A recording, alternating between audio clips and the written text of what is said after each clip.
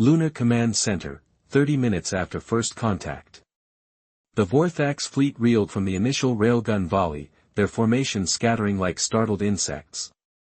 On the tactical display, crimson markers blinked out one by one as lunar defenses found their marks.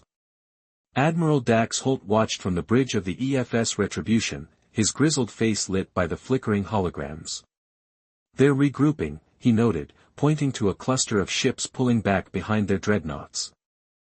"They'll try to overwhelm our firing lanes next." Lieutenant Mira Tell, her hand steady on the weapons console, didn't look up. "Then we hit them before they finish the maneuver. Lunar batteries Gamma and Epsilon are charged and locked." Dax allowed himself a grim smile. The aliens had expected primitive resistance. They were about to learn how wrong they were. Fire. Earth's secret, the iron net. What the Vorthax couldn't see, what their scans had completely missed, were the thousands of kinetic mines floating silently in high orbit. Disguised as space debris, they had been seated there over decades. When the first wave of Vorthax fighters dove toward the moon, the mines activated. Tiny thrusters adjusted their trajectories. Proximity sensors triggered. And then space itself exploded. Captain Jace Vero, observing from Mars Command, let out a low whistle as the tactical feed lit up with detonations. "Like flies hitting a bug zapper," he muttered. The civilian deception. Meanwhile, on Earth, Eli Carter stood in his barn, pulling a tarp off what his neighbors thought was an old tractor. The vehicle's true nature was revealed as panels slid back, exposing a missile battery. "Took you long enough," smirked Tala Nix, his teenage daughter, already booting up the targeting system from her tablet. Across the planet, similar scenes played out.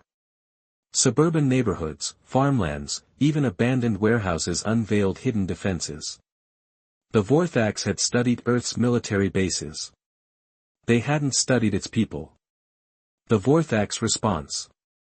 Commander ZYR, aboard the flagship Worldbreaker, slammed his clawed fist into the console. "How is this possible?" he roared. Their profiles showed no orbital defenses. His science officer trembled. "Sir, their civilian networks are broadcasting something." The screen changed to show Earth's media channels. Every station, every streaming platform displayed the same message in every language. "You thought we were prey. We are the hunters."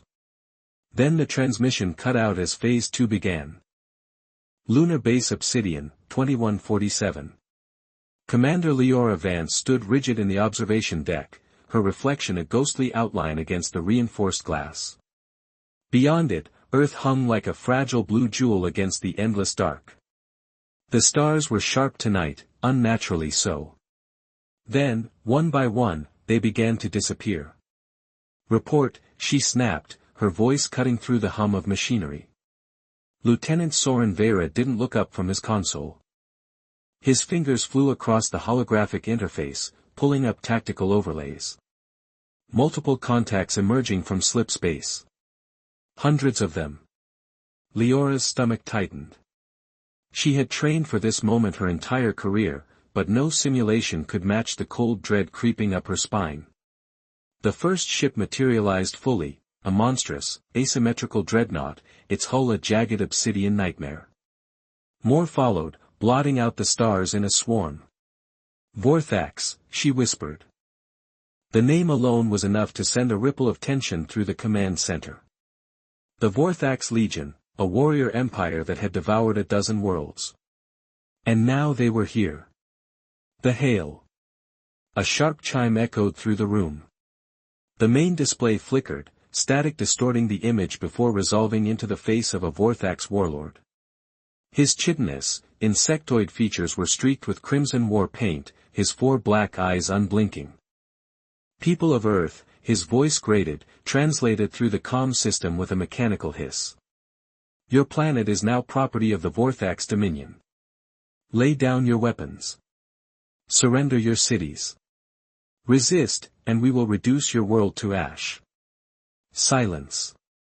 Leora muted the transmission. "Get me President Vera."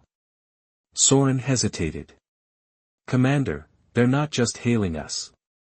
They're broadcasting this to every major city on Earth. She clenched her jaw. Panic would be spreading like wildfire below. The screen split, President Cora Vera appeared, her expression steel.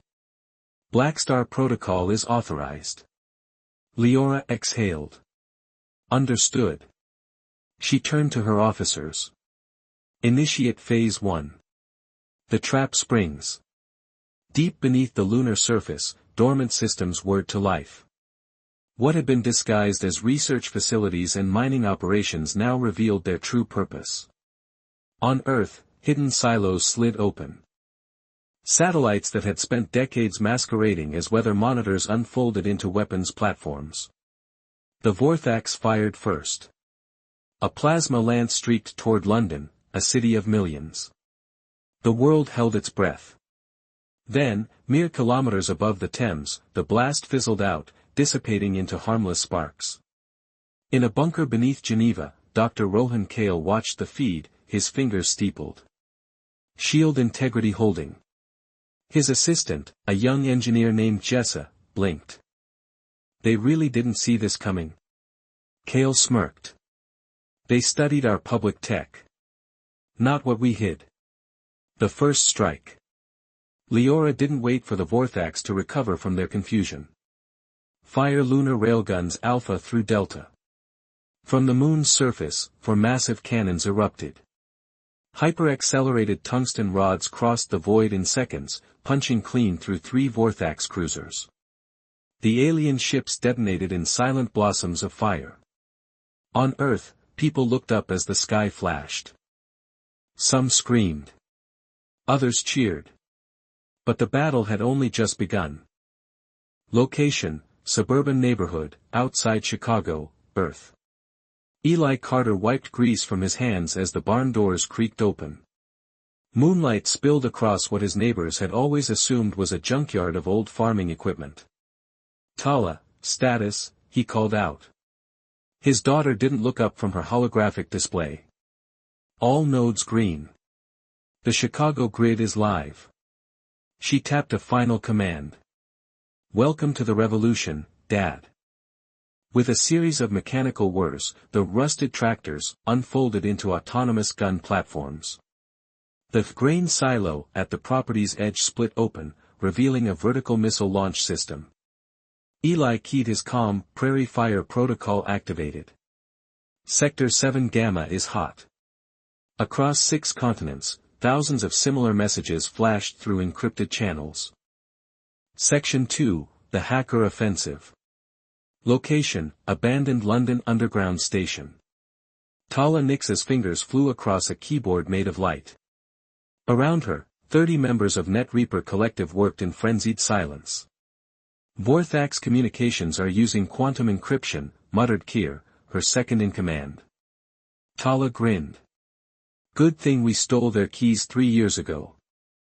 The room erupted in laughter as she activated Project Backdoor, a malware payload hidden in every human entertainment broadcast since first contact.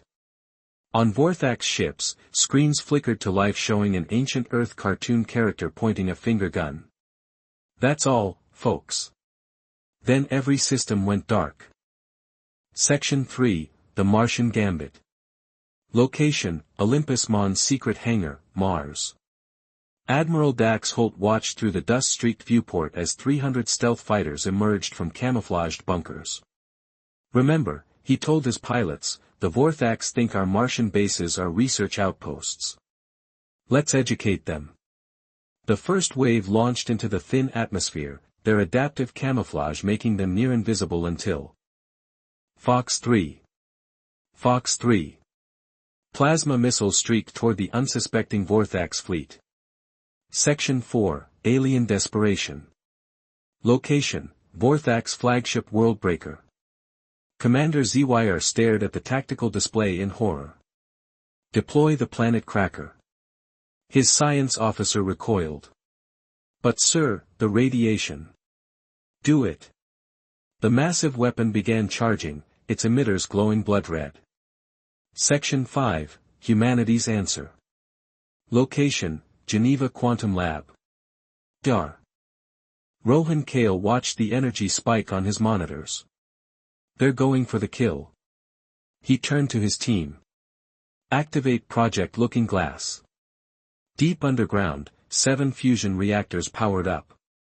The air shimmered as a planetary-scale quantum shield unfolded like an invisible flower.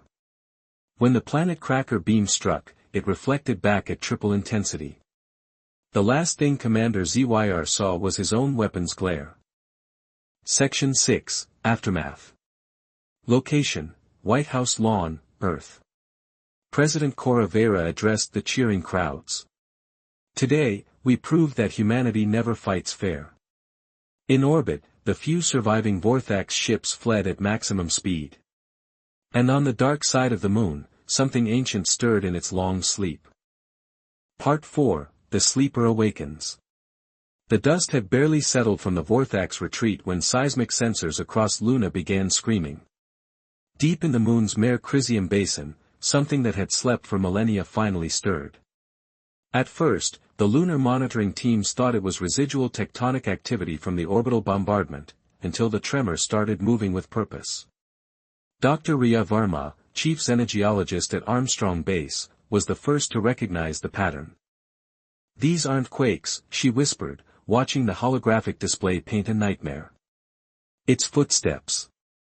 The revelation sent shockwaves through Earth's leadership. President Vera convened an emergency session of the Global Defense Council as footage from lunar probes confirmed the impossible. Massive hexagonal plates were sliding aside across the moon's surface, revealing yawning chasms that glowed with an eerie blue light. Whatever humanity had built there during the Cold War space race had only been scratching the surface of lunar secrets. Commander Leora Vance found herself back in the observation deck where this all began, watching through reinforced glass as kilometer-long structures emerged from the lunar regolith. Their smooth, obsidian surfaces drank in the sunlight, their architecture clearly not of human design, but not Vorthax either. The geometric patterns reminded her of something far older, like the ruins on Mars that NASA had quietly classified decades prior. Then the transmission came. Not through radios or quantum links, but directly into the minds of every human in the solar system simultaneously. A voice like grinding tectonic plates spoke in perfect English, Mandarin, Spanish, every Earth language at once. "We who built the shield are pleased. You have proven worthy of the legacy." Across Earth, billions dropped to their knees, clutching their heads as visions flooded their consciousness, images of a galactic war fought 100,000 years ago, of ancient civilizations seeding young worlds with defensive technologies, of a purpose behind humanity's rapid technological leaps. The truth crashed over the species like a tsunami. They had never been alone. They had been prepared. And now, the teachers had returned to see what their students had built. To be continued in Part 5, the first lesson. Word count, 1,150, full 10,000 word version continues with the lunar structure's shocking transformation into a city-sized starship. Dr. Varma's discovery of human DNA in the ancient control systems. The first face-to-face contact with the mysterious Guardians. President Vera's impossible choice, trust or defiance. A terrifying glimpse of the true enemy that forced the Guardians into hiding.